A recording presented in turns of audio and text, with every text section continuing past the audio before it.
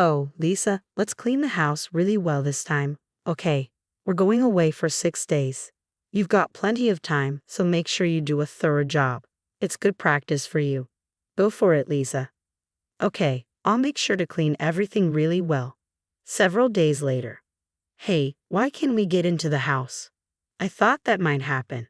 What do you mean? What's going on? Lisa, what did you do? Where are you now? What happened while we were on vacation? My name is Lisa, and I'm 30 years old. I work part-time and take care of the house. I've been married to Henry for almost a year. He's 4 years older than me, and we're still in our newlywed phase. I used to dream of a cozy life just for the two of us, but things changed after we got married. We bought a house and started living together. Everything was fine at first, but then we started having issues. Honey, what are we having for dinner tonight? Lisa, what did we have for dinner last night? We had curry last night. Since it's summer, let's have something lighter tonight. Got it, something light. The problem we faced was that my husband's parents started living with us without asking. When we bought the house, we planned to live there alone, but they moved in without discussing it with me. Initially, they just visited on weekends, but it got worse. They brought their own furniture and acted like it was their home. It would have been nice if my husband had said something, but he acts very childishly around his parents.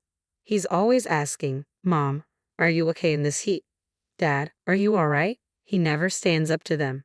After we got married, I realized he has no spine when it comes to his parents. I've tried bringing it up when we're alone. I didn't agree to your parents moving in. Our house isn't big enough, especially when we have kids. What are we going to do? You need to talk to them and get them to leave. But all he said was this. What are you saying? If we have a kid, we can just move. I think Mom and Dad would love living with their grandchild. I'd be happy to have everyone together. My husband not only doesn't see any issues with his parents living with us, but seems to be happy about it. I've given up on him explaining things to them. I blame myself, thinking, why didn't I realize this before we got married? My husband lived with his parents until we got married. I only visited their house once when we went to introduce ourselves before the wedding, so I had no idea what his lifestyle was like. I didn't know he was so attached to his mom and dad. Living with his parents all of a sudden is stressful enough, and there's even more on top of that. Hey Lisa, there's nothing I can eat for dinner today. Can you make something else? Well, isn't fish, boiled veggies, greens, and soup okay? I'm not in the mood for fish. I wanted meat today. My mother-in-law acts like she's entitled, always finding something to complain about, this or that. We don't have any meat right now. Oh, really? Let's just order takeout then. My mother-in-law started ordering expensive appetizers, not something you typically order on a weekday. It's fine if she wants to spend her own money, but how? I'll have one of those expensive appetizers. Yes, charge it to the usual card. What? My mother-in-law had used my card without asking me. I was shocked and asked her why she did it. Because everyone will eat what I order, right? It's everyone's meal, so it's normal for you to pay, she explained confidently. Sure enough, if my mother-in-law orders a lot of food, everyone ends up eating it, including me, but why should I automatically bear the cost? I don't understand my mother-in-law's logic at all. And my father-in-law is quite a character too. If you're a wife supporting a family of 4, you have to cook both meat and fish. Everyone has different tastes, right? This is why modern women... No, you're the biggest problem here. My father-in-law doesn't criticize my mother-in-law for her whims. Instead, he seems to agree with her and blames me, imposing his old-fashioned views on me. They're quite similar in their thinking. It seems like modern people can't handle even the simplest tasks these days. It's a real issue. Thank goodness for delivery. Yes, there are so many options for delivery now. I prefer delivery every day over Lisa's cooking. My in-laws enjoy mocking me, even though I'm the one paying for their food, living expenses, and even the mortgage for this house. Why should I be treated this way? Anger started to build up inside me, accumulating. Having my in-laws in the house made me feel like being at work was better. Luckily, work was going well, and there was talk of a promotion. I was offered a project leader role, and I accepted both opportunities. I thought that staying busy would reduce my stress from home. The days when I can't cook have increased, and if my in-laws order delivery, I've learned to accept it. My priority now is to distance myself from my in-laws. As a result, my overtime and weekend hours increase, but I felt fulfilled and energetic. Just when I thought I could handle everything, something unexpected happened. On a Friday night after work, I arrived home to find the house completely dark. It was odd that my husband and in-laws weren't there. It was too early for them to be asleep. As I walked in puzzled, I noticed a note on the table. It said, "We're going on a trip. Back on Sunday." What? I didn't know anything about a trip. What made me even more upset was the messy room filled with takeout containers and drink bottles. It was typical for my in-laws and husband not to clean up, but they could have at least thrown away the trash before leaving. Frustrated, I raised my voice, though no one was there to hear me. Feeling empty, I started picking up the trash and cleaning. As I sighed while tying up the trash bags, a troubling thought struck me. How did they even afford this trip? A wave of shock hit me. I quickly opened my banking app and checked the credit card transactions. This can't be happening. Several $1,000s were charged by what seemed to be a travel agency. Panicked, I tried calling my husband, but he didn't pick up. Fighting the urge to throw my phone in frustration, I decided to check my husband's social media. There it was, beautiful beach. So stunning. A picture of a bright blue sky and a beautiful beach.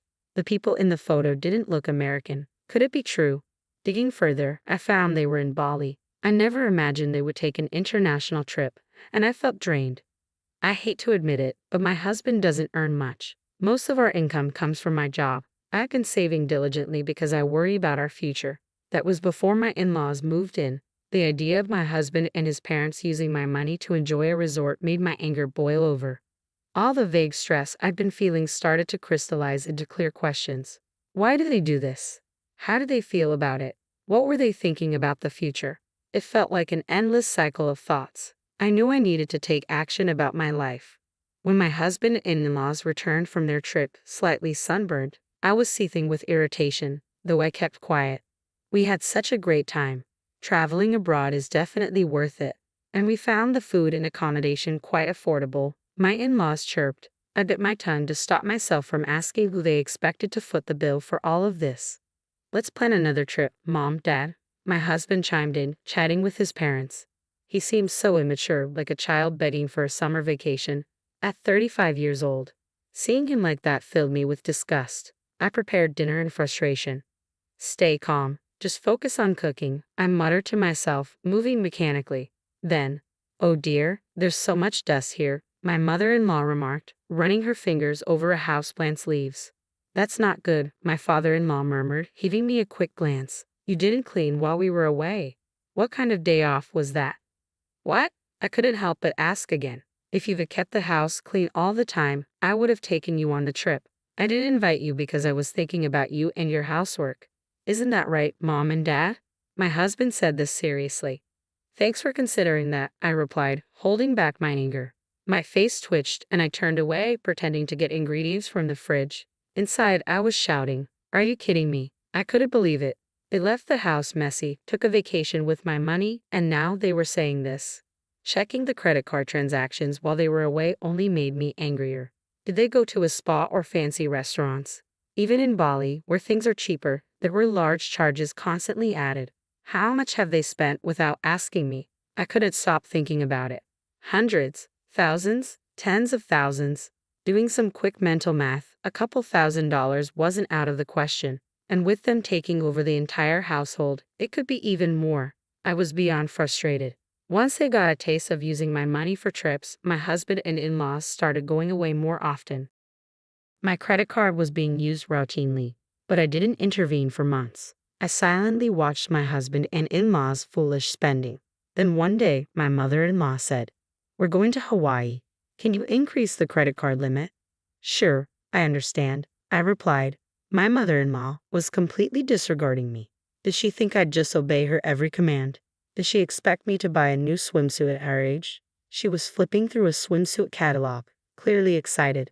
Well, since she was using my money anyway, I thought, just wait and see. I quietly increased the limit without a word to my cheerful mother-in-law, who was so absorbed in the catalog that she didn't notice.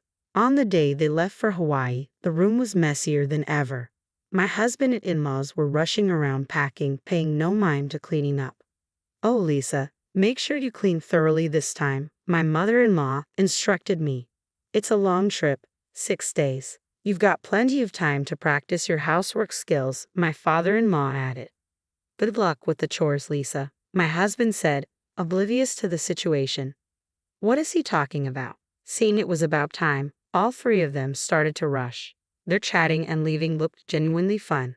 Understood, I'll make sure to clean thoroughly. They probably didn't hear me due to their chatter. I said it to their backs. 6 days later, the day my husband and in-laws were to return home, I was gazing at the night view.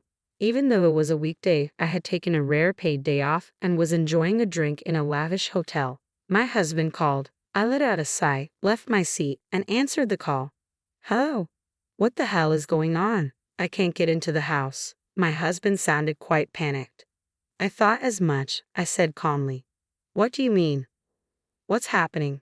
It's not surprising my husband was freaking out. After all, the house was vacant. There should be a for sale sign at the entrance, and not a single piece of furniture should be visible from the windows. Lisa, what have you done? Explain. Where are you? What did you do while we were away? I could hear my mother-in-law and father-in-law yelling in the background. I cleaned up, just as ordered, I answered nonchalantly. While all three were left stunned, I decided to explain.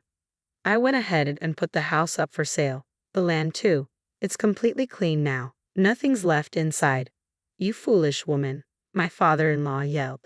You mean, what foolish thing have I done? Who's been doing foolish things, I wonder? You all sure had a great time using your daughter-in-law's money and living it up. Look, Lisa, don't be mean. Quickly change it back. What are we supposed to do? You'll also be in trouble without a place to live, right? My husband pleaded in a voice that sounded almost teary. I won't have a problem. The house was bought by me in the first place, and all I did was sell it. I've decided on my new place to live. Yes, the house was purchased with my considerable income. Of course, it's under my name. It was a house to which my husband had no rights. How could you? It was our home. How could you sell it without permission? My mother-in-law said. Please save your sleep talking for when you're asleep. It was never your home to begin with. You were just freeloading, right? Parasiting off me, right? I've made up my mind. I can't continue like this, losing everything. I need to exterminate and rid myself of these harmful pests. How dare you speak to Mom like that? The words bellowed from my husband were met with my swift retort. You're a pest too. I want a divorce. I'm going to demand my money back, which you've recklessly spent. I've already consulted with my attorney. The amount. I could relay the amount. I heard a loud clatter on the other end. It seemed that my husband, in shock, had dropped the phone. What happened, Henry? What's wrong? The voices of my mother-in-law and father-in-law echoed, clearly worried for their son. Oh, Dad. My husband started crying like a child through the phone. I could only pull back in disbelief, knowing that any further conversation would be futile. I hung up the phone, sitting back down. I sighed. It had become second nature to me, but today it was different. It was a sigh of relief. At last, I finally cleaned house. Good job, I toasted to myself, sipping champagne. My husband and in-laws seemed to have no choice but to return to their family home. They had nowhere else to go after all. During the months from my decision to divorce until I actually brought it up, I found out that their home had turned into a hoarder's paradise. When I visited to introduce myself before marriage, the place didn't seem so disheveled. They must have hired professionals to temporarily tidy it up. Their house had a long-standing reputation in the neighborhood as a hoarder's home. Perhaps a messy house suits my messy husband and in-laws more than a clean one. Though my husband was reluctant about the divorce, he quickly accepted when confronted with my attorney. Sobbing, he even signed the agreement to pay me back the money they spent. It's not an amount he could easily afford with his salary, but it's only fair since he was the one who created the situation, recklessly indulging in luxuries with other people's money. And so I managed to completely sever ties with my troublesome family. However, I must regret the fact that I married such a man in the first place. Before he got married, I somehow managed to spin his troublesome traits in a positive light, finding him charming and laid back despite his age. Maybe I was too desperate as I approached my 30s. While occasionally venting about this to my colleagues, I go about my daily work. Will I be single forever from now on? You're still young. Don't say things like that. I appreciate the subordinates who play along with my complaints and jokes. You're right. I shouldn't give up hope. That's right. Would you consider someone younger? Was that a joke? Looking up, I saw my subordinate's face was serious. Don't hoard unnecessary things. Cleaning is important. But maybe, just maybe, I don't need to give up hope. These days, I find myself pondering such things.